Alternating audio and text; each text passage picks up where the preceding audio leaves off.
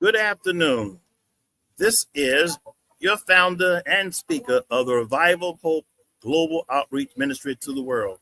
This is the little doctor, Ronnie Joseph Hobson. And tonight, we'll have an exciting program broadcast live to you with our speaker for My Mess Became My Message. I want to welcome you tonight. I am in the Los Angeles, California airport, but I'm going to welcome you live, our director and speaker for My Mess Became My Message. Doc McHale, how are you? I'm doing well. How are you doing? Hey, man. I'm in Los Angeles, but I'm doing good. Take care now. I'll see you a little bit. Okay, sounds good. Hello, everyone, and welcome to My Mess Became My Message. As usual, I want you to tell me where you're listening or tuning from, and just drop a word of gratitude. What are you grateful for today? Today, we have an exciting topic, and it is dealing with dialect. It's a dialect, not a disorder. A speech language pathologist perspective on equity in language assessments. And I have my co-host, Queenie, and my two speakers, Dr. Janet Johnson Walker and Mrs. Leslie Uwa. Welcome. Thank you. Okay, hello. Hello. So I just want to say that language is more than words, right? It's more than words. It's culture, it's identity, and history. Am I correct? Yes, it is. Yeah. Yet in speech language pathology, children who speak in dialects like Caribbean English Creoles, African American English, or Southern English are often misdiagnosed with language disorders. This misunderstanding doesn't just affect test results, it impacts lives, academic success, and self-esteem. So as a speech language pathologist, I believe it's time that we confront the biases embedded in our assessments and recognize the rich linguistic diversity that exists in our communities. And I have my two guru in dialect who will be exploring the different aspects of dialect and the misdiagnosis that occurs because people are totally unaware. And before I even let you guys dive in, I will give a story about myself. When I decided to become a speech language pathologist, I was the only Black student out of 35 in my cohort. And I was administering an assessment. And after the assessment, the director, she came over and she told me that I had a speech impediment. I'm from Jamaica and I have a dialect. And she told me that I have a speech impediment, therefore, I could not be a speech language pathologist. Wow. It was a lot that occurred after that, but nonetheless, I am a speech language pathologist with my doctorate. So I showed her, or I proved to her, that it doesn't matter what she said. It wasn't enough to hinder me from attaining my goal. And I know some people would have taken it and sit back and be like, wow, you said this about me, therefore I can't move forward. But I just want you guys to just set the record straight and let people know what is a dialect. But before you delve into that, just tell us a little bit about yourself and the reason why this is of interest to you guys. Okay, you want to go ahead, Lizelle? Okay, sure. For me, dialect and also culture have also always been an issue for me as a speech pathologist, because I feel like a lot of times we're in environments and in settings where Blacks or Latinos, we're definitely a minority, even more so than other settings, because most of the professionals in the field, even like as a speech pathologist, I think we're about 7% of the professionals in the field. So it's like you look at it and it's like what 93% are of the majority population. So when they look at our children, they're looking at them through the lens that, okay, they need to fit into this box. And it's just that I know that a lot of the children are intelligent, a lot of them don't have disorders, and I feel that when they evaluated and seen, they're seen from a lens is very biased. And as a result, we as speech pathologists of color that have experience with dialects, have experience with different cultures, we're able to see that these children really don't have disorders in that way. They are not delayed. They just need to be taught in a certain way, or they need to be shown what you want us to do, as opposed to evaluating them and saying, okay, you're disordered. It's not a disorder, it's a difference. It is. Yeah. And I actually went into that with my professor as well, that I have a language difference, not a disorder. Okay. Right. So how about you, Miss Dr. Janet? Okay, so Lizelle kind of sum it up for us. Oh, let me introduce myself first. My name is Dr. Walker. I am a speech language pathologist. I am licensed in the state of New York and Connecticut. I work with the school age population. I have experience working with from birth to age 21. Worked in New York most of my life. So I am exposed. I'm in the environment with a lot of immigrants where most of our students are from different Caribbean backgrounds. So the passion for me comes from just being a Jamaican myself as a speech language pathologist working with my people. And that's what I like working in this field. I'm able to give back. My Caribbean people, they see representation when they see me. So it's easier for them to, be comfortable around like me and Lizelle, because they are familiar with us. They see us, they can identify with us. So having a dialect doesn't mean that it's a disorder. It's a variety and different islands have a different variety in their dialect too. So we're going to dive into that a little bit during the discussion as we go along. Oh, absolutely. Absolutely. So can you define for us what is African American dialect and how does it differ from a language disorder? So the African American dialect is a rule governed with consistent variety of English shaped by the culture within the African American community. And a disorder is, we call it, the difficulty understanding language. And having a dialect doesn't mean that you're having difficulty understanding what the American culture is. Okay. So pretty much you're saying a disorder is more of you understanding what's been said versus a dialect that is more cultural. It's something More that is culture, picked yeah. up in your environment. Yes. Yeah. So why do you think it's important for educators and speech language pathologists to distinguish between a dialect and a disorder? Well, definitely, this can lead to the unnecessary and inappropriate referrals for special education. You have students coming in, being from different Caribbean islands, and they're being tested, they're doing the evaluation, and because they're not familiar with the language that's here, the SLPs, they tend to say, okay, it's a disorder, so we're going to have to treat them because this is a language impairment. So we have to make sure that they're tested fairly. Okay. So what's your take on that, Ms. Uwa? Do you have anything else to add? I would just add that also, like Dr. Walker was stating, like when we also look at the structure of the children's sentences, it's like when we say may produce a sentence, we may produce it with a copula, etc.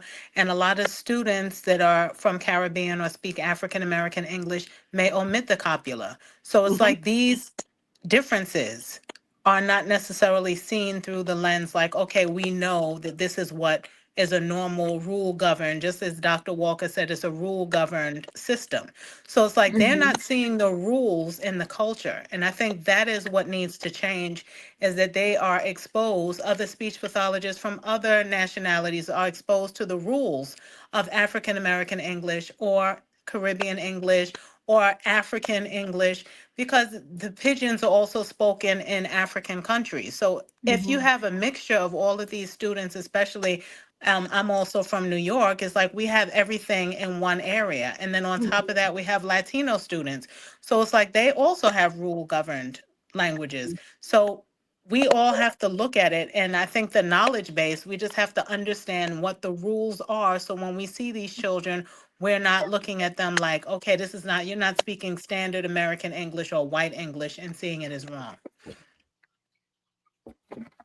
Okay, so can you give us an example?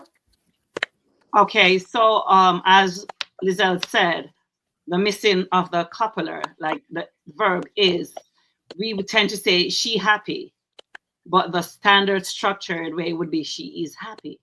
So we always tend to omit is or verbs in a sentence. Okay, because we pretty much smash words together, pretty much. Yeah. So just like Jamaicans, we do that a lot. And also we don't have a subject verb agreement structure. We would say they are happy. We just might say they is happy or they happy. Them happy. So we just tend to do that. Yes, them happy. Yeah. Okay, so how can misdiagnosis affect a child academically or emotionally? Oh, yes. We see this a lot, that misdiagnosis can lead to low expectations, inappropriate placements in special education, and the stigma that's attached to it too. So, and emotionally, children may feel ashamed of how they speak, which can cause them to withdraw, not be a part of conversations with their peers. So they lack that social skills that they need also, because social skills are very important for development. So when they lack that piece of it, it becomes a problem. Because low self-esteem. Yes, as a speech therapist, we deal with pragmatic, receptive, and expressive language. And we tend to shun the pragmatics part of it, which is the social skills. And that's very important for language development. Yes, absolutely. I can relate to this because I studied in the States for around 5 years. So when I arrived at the US, and I had, I'm not African or anything, but we have our own dialect, we have our own sentence structure here in the Philippines as well. But then, even though I was learning English since childhood, there's still differences, especially in accent, especially in culture. And there was only a few no Filipino students in my class, mostly just Koreans, and they tend to flock together. Good thing my grandmother introduced me to the daughter of our treasurer, which was also my classmate, and she became my best friend. But then I really encountered that I wouldn't say bullying, but it was more like prejudice, because I was speaking differently, like my accent was different, and then my train of thought was different. And I can totally relate to children who are like, being segregated or being cast out because, you're not speaking commonly like most white people. And so, I can understand how these children would feel and how it would isolate them from their classmates, from their peers. Absolutely. Anything else to add? I would just say also being a minority in, like you had mentioned at the beginning, graduate school, I feel like I was always very self-conscious of the way I speak and the way I present myself. And it's just like that also will impact, like everyone was saying, children. And it's like their confidence level. They may not even want to speak in class and answer questions because they feel like they're being judged by what they say or how they're saying it. So it's just taking that piece away so that they feel comfortable to be themselves and to show who they are. Because it's like, in a way, you're not always presenting yourself, your natural self. It's like you're presenting what you feel is accepted Exactly. in different environments. And so pretty much you guys are teaching these children how to be their authentic self, because it's okay. It's okay to be Caribbean. It's okay to be different, but that doesn't mean that you have a handicap. Mm-hmm. Mm-hmm. Okay, so what can SLPs and educators do to avoid misdiagnosis of this dialectical dialect, African American dialect? Okay, so collaborating with families and other professionals, that would also help. And also a big piece for us SLPs is the assessment, which is very important. So Lizelle is very good at the assessment piece, so she could lead this part in a conversation. Okay. In terms of assessment, as Dr. Walker was stating, when you assess students, a lot of the assessments that they have that are commonly used, like the CEL-5, the CASTLE, some other assessments, OWLs, which are commonly used. Overall, these assessments are not necessarily standardized on students from Caribbean or African American populations. The CEL-5 did include some African Americans in their standardization sample, but it's still not necessarily encompassing what you would see typically. So in terms of standardized assessments, we feel like they should be used with caution, and that therapists, when they assess students, should really rely upon language samples, also observation of the children, also by speaking to people who speak or know the rules in that community or in that linguistic community that they can speak to whether or not this child is actually displaying a disorder. So before I ask about the cultural and linguistic mismatches, can you explain to us the phrase that you guys mentioned before? It's a dialect, not a disorder. Go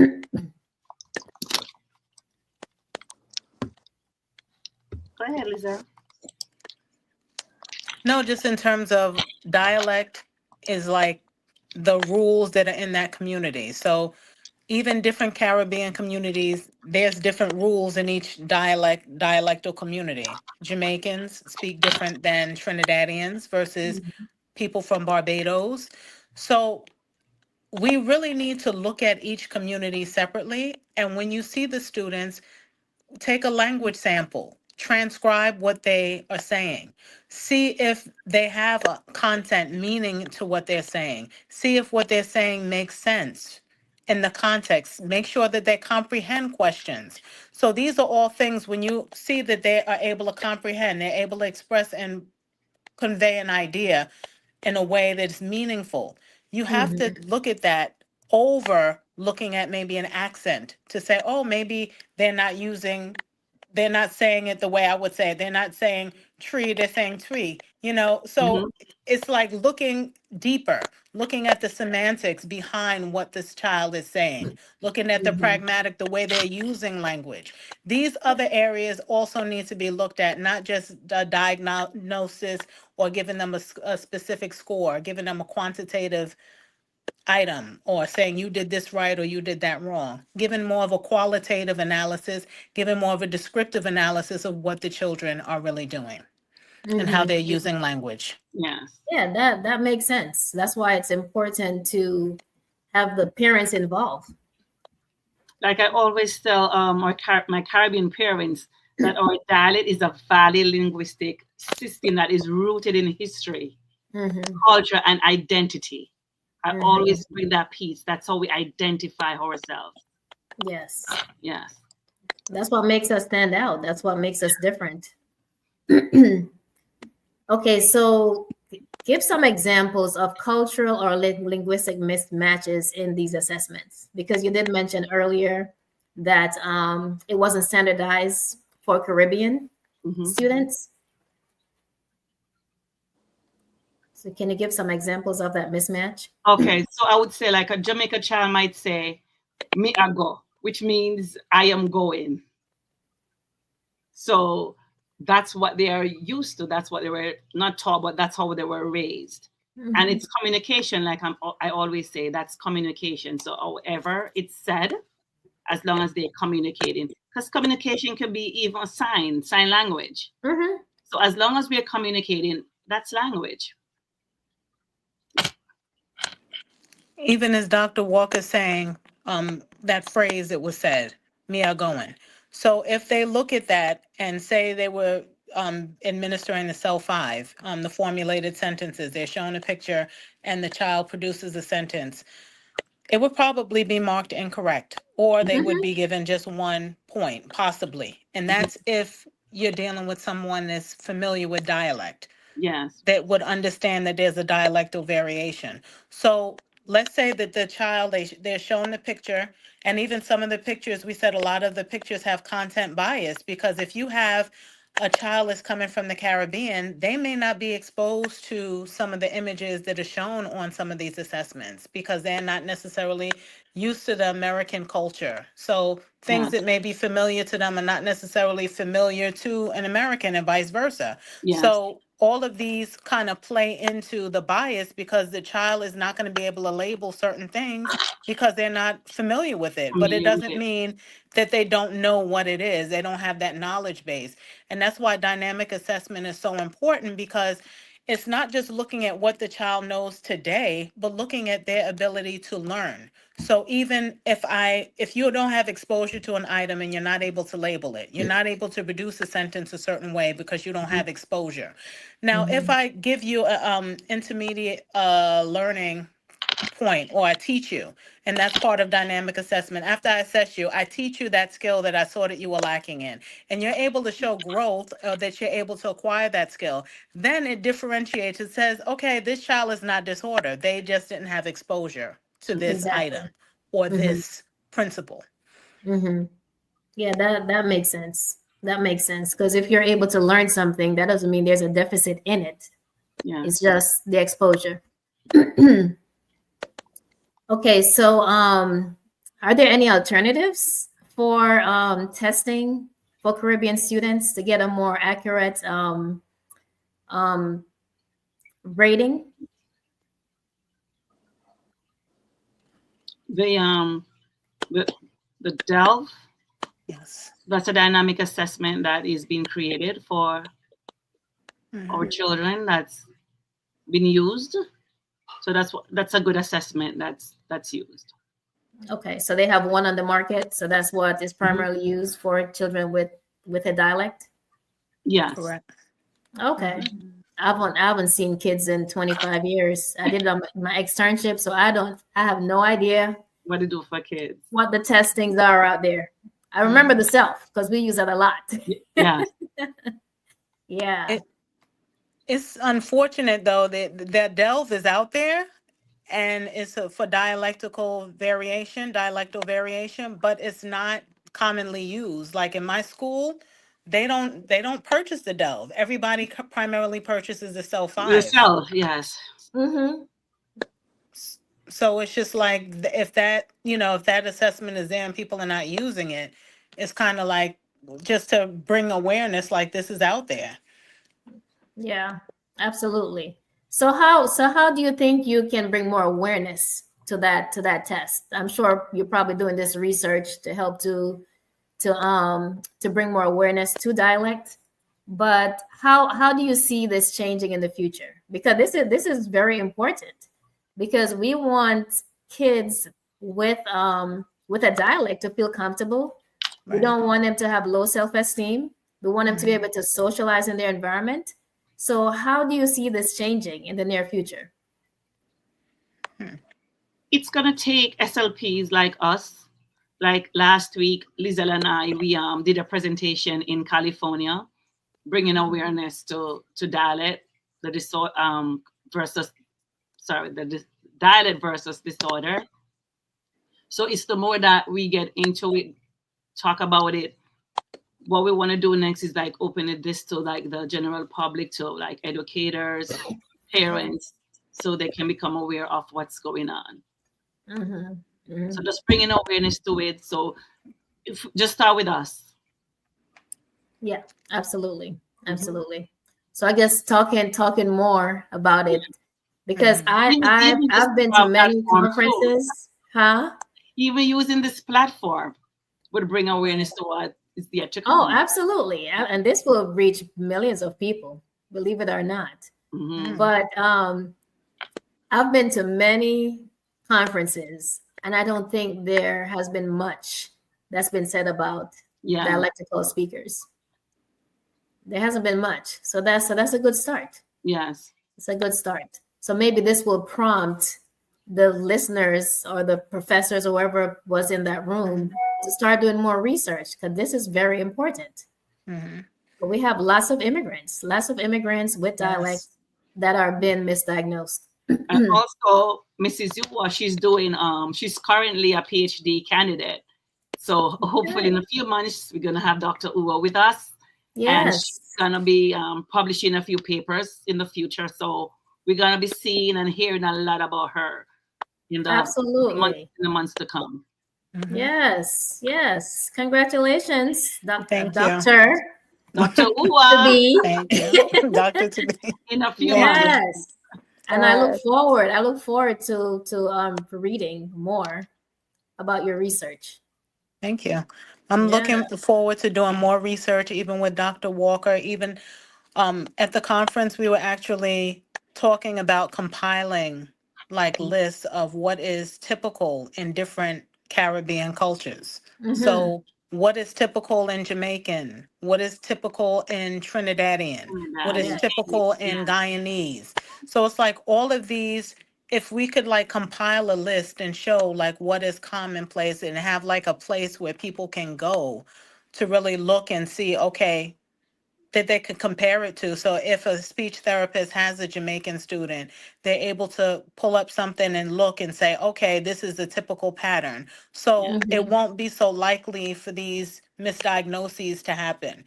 If they Mhm. take time and like do a narrative analysis on the child and have them look at pictures and tell a story and see how they're able to use language and Mm-hmm. really analyze it to see, okay, if this child is not producing past tense markers, okay, let me teach them and see if they know this and if they can learn this skill. I'm not going to recommend that they get speech therapy. So Mm-hmm. these are Mm-hmm. also areas that we're looking into in the future. Oh yeah, and someone asked a question: are there areas in the U.S. that really use these tools effectively that you guys know of? Not that I know of. No. No. It's unfortunate, no. And that's why it became so salient that it's like really a hole in the research and really a hole in our field and something that we really need to address because it's something where a lot of kids are falling through the cracks because professionals that are seeing them are not really experienced in dealing with their dialect, dealing with their linguistic culture. So unfortunately, New York, I think, is exposed, but I Mm-hmm. feel like we could do more. Yeah, We should. absolutely. We can always do more. Do more. What I was thinking as well. Do you guys plan on collaborating with other SLPs in these different countries? And I think that would be a good idea. And at some point, develop a test. You guys could develop your own test. Yes, definitely. Or, Because we met quite a few SLPs who were very open to our topic. They mm-hmm, reached out to us. They offered to be a part of our committee that we have that we're gonna be working together. So it's a yeah. start. We have made a start. Well, that's good stuff. I can't wait. And if I can be on the team, let me know. I'm just Oh, kidding. I sure, work with kids. definitely, definitely. But hey, I'm open to learning. Okay, so now how can educators, so in the classroom, so educators and speech language pathologists better support children from Caribbean backgrounds who speak in dialects or creoles? Okay, for us, like I'm a Jamaican, so I know exactly, I understand exactly what they're saying. So for Mhm. other SLPs to know the culture, get to learn the culture, and know how it is that whatever words that they use, try to learn what they are saying. The vocabulary might be different. Like I always say, there's a couple words that it's different. Like we have the word, like I'm gonna take that route to go to New York City. In Jamaica, they might say, I'm taking that route. Yeah, the root. Which root is a plant, you know? So Yeah. it's different. So getting to learn the vocabulary is, you know, that would be a start. Also understanding how certain words are being said. Like in Jamaica, it says, we say, in America, we say schedule. In Jamaica, they say schedule. Mm-hmm. So we might pronounce certain words differently, but it's the same word. So if SLPs get to know the culture, that would be a start for them too, to help with the students. Absolutely. And then it is also British English. Yes. Yeah. So it's not like we have broken. Yes, patois is broken English, but a lot of the things that we say, you know, we speak in syllables. So I think English is a hard language because we don't speak in syllables. In the Caribbean, instead of saying vegetable, we say vegetable. Vegetable, yes. But that doesn't make it wrong. So that, like you're saying, when I first moved to the US, I had a teacher. I was in the 11th grade. She was my English teacher. And whenever I wrote my essays or book report, whatever she gave us, we spelled things a little bit different. So like center, you know, with CNTRE. So yes. but she picked up on that. So she would circle the words, but then she came to me at the end of class and she said, you are not from here. And I said, no. And she said, oh, you use a lot of British English. And I said, yeah, I'm from Jamaica. But she was aware, like right then and there, she was aware that, hey, it's not that I can't spell.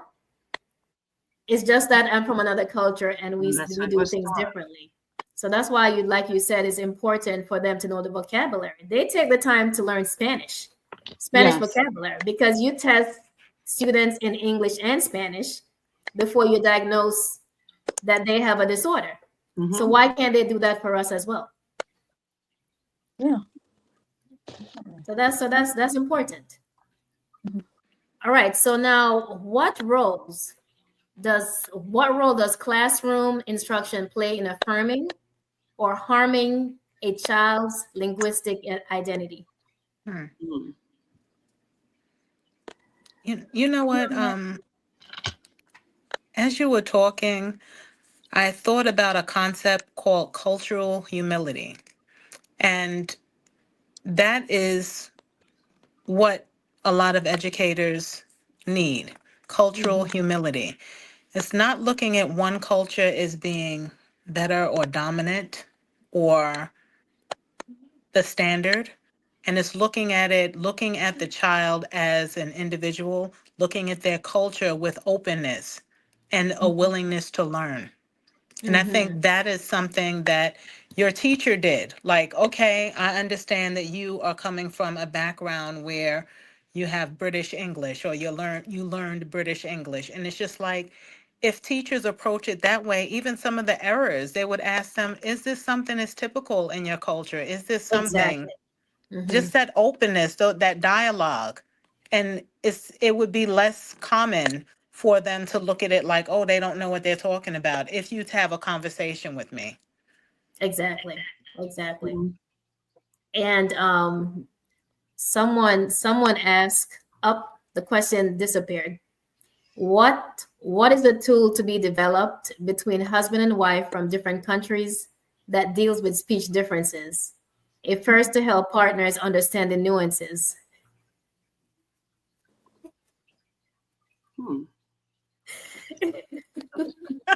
That's a good question.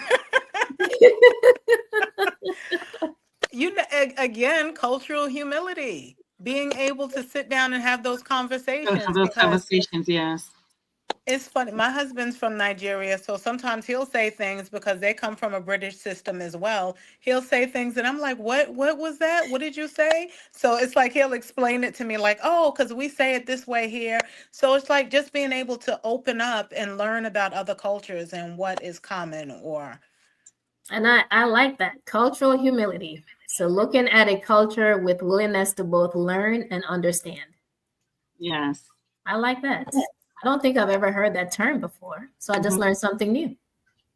Yeah, me too. Cultural humility. And there is a variety in different cultures itself. I mean, dialects itself, because people in Jamaica, living in different parts of Jamaica, have different ways of saying different things too. That's true. So it's also within the dialect itself. Okay, so you both work in the schools, correct? Yes. You're both in the schools. Yes. So, what practical strategies can SLPs in general, or that you guys are using during therapy sessions to support children who speak Caribbean dialects? For me, I use a lot of visuals, and I might do storytelling from Caribbean cultures.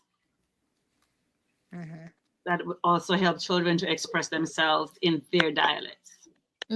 This also builds the rapport and also support them. So you feel as if you're learning from them. So they feel good about themselves, that they're actually teaching us something that we don't know. Yeah. So we are learning from each other. Okay. So pretty much you try to make them feel comfortable. Yes. So it's, yeah. I also noticed that a lot of mostly SLPs are targeted to children who are in public schools. Because I went to a private school when I was there in the U.S. and I was wondering what teachers or administrators could do to be able to help children from with different dialects. Because I've had classmates that were Caribbean as well, and when I was studying in Georgia, and there was a lot of miscommunication that was going on. At least I remember my English teacher being able to adapt to them, but then that was just like one person only. But then the other teachers were having a difficult time communicating. So, do you have any advice to like private school teachers or administrators that could help these children? The beginning of the school year, we had something called a culture night, where we have families from different countries coming together one night, sharing their experiences. They brought in food, they brought in just about everything from their country. So that's a way that we could start, by just being exposed to different countries, having a night where teachers and students can come together and learn. Because you have educators come from different countries too. As parents, could teach us as educators too, because that's how we learn, getting the first-hand experiences from them. So having a cultural night, or maybe once every 2 months, or once, but as often as they can, that would help. Wow. Yeah, that's definitely a big step. Mm-hmm. Because how else to learn someone's culture? Yes. But to become a part of it. Anything have to to- add, Well, Giselle? I would just Or add Giselle? also, I would also add the cultural night is excellent. Also, sometimes in bringing in literature or books Yeah. from different cultures. Mm-hmm. So this year I read some books to my students because everyone comes from different places. I read a Jamaican book called Little Miss Lou, and it had like Yes. a lot of language and a lot of words from Jamaica, and I was able to talk to the kids about that. Also, I read another book, Monsoon Boy and Desert Girl. So the kids that are from like Pakistan, they're able to relate to it. And also Eyes That Kiss in Corners for children that are Chinese. So it's just to give them that exposure to different cultures and the ways of saying things, different words, different vocabulary, to make it more commonplace for them. So here's a question for you guys. What is some strategies for parents with their kids to deal with PTSD from teachers who do not promote cultural humility? Wow. Huh. Wow. that's pretty. I think it starts with administration, maybe at the school. We just have to talk with the administrators at the school. Let them know what it is, because if you have a school with immigrants, you just have to cater to their needs. Mm-hmm. And that's what it is. You can't have a school where kids from speaking different countries, and you're going to like avoid not addressing certain situations. Right. So if the administrators they have to play a role in this. And they have to pick up on, stuff like that, because I've seen a lot of teachers who they see, like, that difference between the students and some sort of bullying that's happening, but then they just ignore it. So like acknowledging that would really help, and with their parents, because when I was experiencing that in middle school, I remember, like, I was just being dismissed because they think that, oh, I'm overthinking Mm-hmm. all this, the segregation, the laughing behind my back, like stuff like that was going on, and then I was like being dismissed. So it was more like for me that I had to adjust myself rather than, like being acknowledged for what I was feeling, being acknowledged for what I've been experiencing during that time. So Mhm. the administrator, but as well for the parents to like Yes. help Like them walk. sorry. I met a professor that shared a story with us that she's from Africa. And when she came here first, she was placed in special education. Oh, wow. Yes. Mm. She was placed in special education, and because they thought that her family were not educated, so her family members that attended the school were not that educated as the American students, so they all placed them in the special ed unit. And it was after a year when a teacher reached out to her and like, no, but this child is different. She's Mhm. smart. She said at the time she spoke 5 languages when she came here. Oh, Wow. But wow. that teacher saw that in her, and they actually tested her, and she was placed in the gifted program the following year. She skipped a Wow. grade and placed in the gifted program. Wow. From Yeah. special ed. Yeah. So the administrators have a lot to do with parent connecting and all that too. Mm-hmm. Mhm. Yeah, there's a comment that dismissiveness from educational systems often leads to mislabeling and assigning students to special education. And that's so true. Yeah. It's like you missed out on a gem just because you didn't take the time out to Yeah. complete the testing. Yeah. Because Once you who get would have known? And for you, Queenie, I'm sorry that happened to you. Yeah. Oh, Yeah, that's you okay. came to a new country and to be dismissed and to be bullied and like you don't matter. I know. That's hurtful. I'm sorry. Oh yes. Yeah. It comes with, being in a new territory, I guess you could say Right. that. But that doesn't make it right. Yeah. That's true. So the dynamic assessments, how can they improve the process? Dynamic assessments can definitely improve the process because it allows the evaluator to see if the child has the capacity to learn that skill that they're saying that they're having a deficiency in. Mhm. So giving them training, maybe one session or maybe 10 to 15 minutes, and then retesting them, seeing if they're able to demonstrate that skill after they're exposed to it or taught something, Mhm. will give the evaluator a better lens. Okay, maybe this child doesn't have a disorder because they can learn this if they're exposed to it. So it can also, instead of children being pushed into special education, maybe pushing them into an ENL program or ENL classes or something to supplement their ability in certain, like a RTI or response to intervention, as opposed to saying, okay, or labeling them in a certain category, but just Mhm. giving them the input. Also, even giving the parents training, like, okay, maybe have her read this book or try this website and to allow her to learn this skill because we see that she's lacking in this area because she Mhm. wasn't exposed to it. So it's Right. just giving that lens. And I think I'm glad that Queenie actually, I'm sorry, just to segue back, that she advocated for herself. Yeah. It's unfortunate that they didn't listen, but at least you said something. And I Yeah. think that's an important piece too, is that despite what people are doing, if you continue to advocate, it's like people do eventually have to listen because you don't stop. It's like you parents, even us as speech therapists, we all are like continuing to be that voice that is advocating for kids to get what they deserve. Right. Yeah, that's important advocacy. Mhm. Because if you're relentless and you can prove, then eventually they'll have to submit. They would have to do what you say. Correct. That's right. And what would you like to know? I don't know what that question is pertaining to. I think that's for the chat, supposedly. Oh, so the question for the chat. Please write your questions in the chat. What would you like to know? What more do you want these lovely ladies to expound on? And they will try to answer to the best of their ability. All right, now who benefits most from dynamic assessments?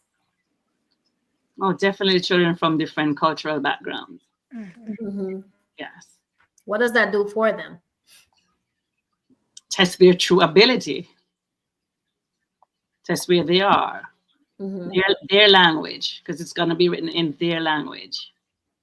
Yeah. Like the standardized test that we have here, like you would say, on a snowy day, they don't know what a snowy day is, or I'm taking the kids to a pumpkin patch.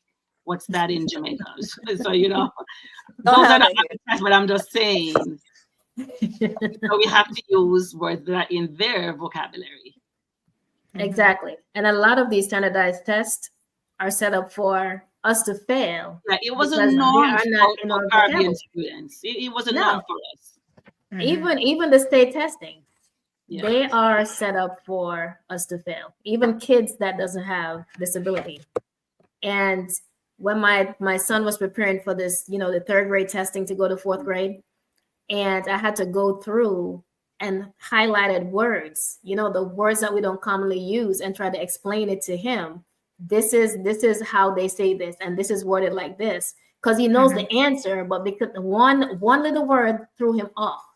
So that's why, I don't know how we can advocate for more testing to accommodate us, but at some point we have to be included in these testings. Yes. Yeah, it's important. Okay, so I have a timer here, so we only have 3 minutes. Okay. So what message would you give to educators and SLPs who are unsure how to support students from linguistically diverse backgrounds like the Caribbean?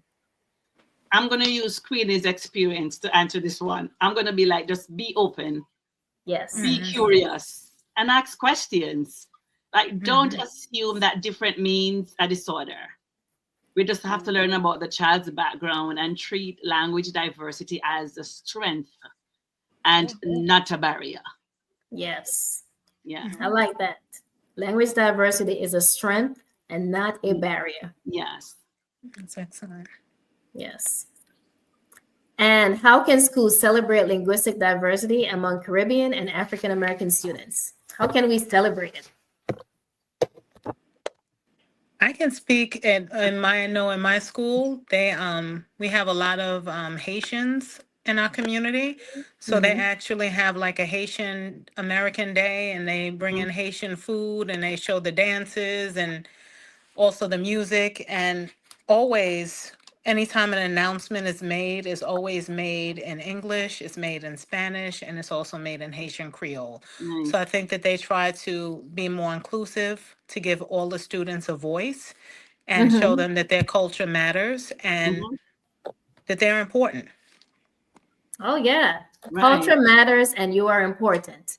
Right. So I want to thank you. Yeah, you have something to add? No, I was just going to say celebration brings confidence and belonging. Yeah. You feel a part of. Yeah. It makes you feel a part of. You matter. Right. You care. I am somebody. So I just want to thank you, ladies, so much for sharing your insights on this topic that is neglected. Okay. Thank you for having us. Thank you. It's a dialect. It's not a disorder. So I want you guys to remember that. Be proud of who you are.